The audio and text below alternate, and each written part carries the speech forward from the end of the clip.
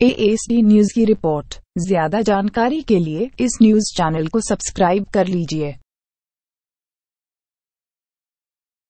अफगान के छोटे से गांव में रहने वाली जुबैदा हसन की जिंदगी 2001 में हुई घटना ने बर्बाद कर दी थी। उस समय जुबैदा मात्र 9 साल की थी। एक हादसे में ये बच्ची बुरी तरह जल गई थी, जिससे उसका चेहरा और छाती बुरी तरह जल गया था। जुबैदा इतनी बुरी तरह जल गई थी कि उसके चेहरे का निचला हिस्सा पिघलकर उसकी छाती से चिपक गया था। उसके माँ बाप ने हर लोकल हॉस्पिटल में जुबैदा का इलाज करवाया, लेकिन डॉक्टर्स उसके लिए कुछ नहीं कर पाए।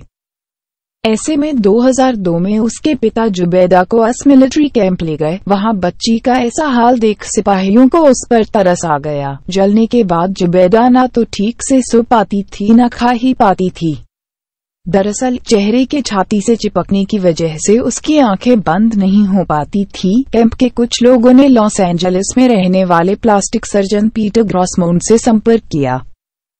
उन्होंने जुबैदा के केस को अब तक का सबसे मुश्किल केस करार दिया था, लेकिन पीटर जुबैदा के लिए मसीहा बनकर आए थे। उन्होंने जुबैदा का इलाज किया और उसके चेहरे को काफी हद तक ठीक कर दिया।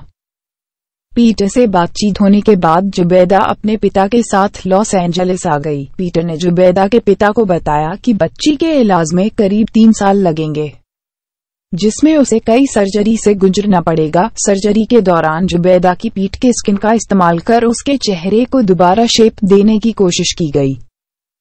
कई ऑपरेशन के बाद पीटर के मन में जुबैदा के लिए काफी इमोशंस आ गए थे। ऐसे में जब कुछ समय के बाद जुबैदा के पिता को वापस अफगानिस्तान आना पड़ा, तब पीटर और उनकी वाइफ ने इलाज तक जुबैदा को अपने पास बेटी की तरह रखा।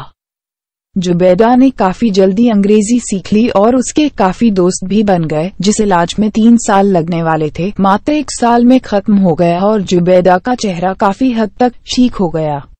वापस घर आ गई जुबैदा।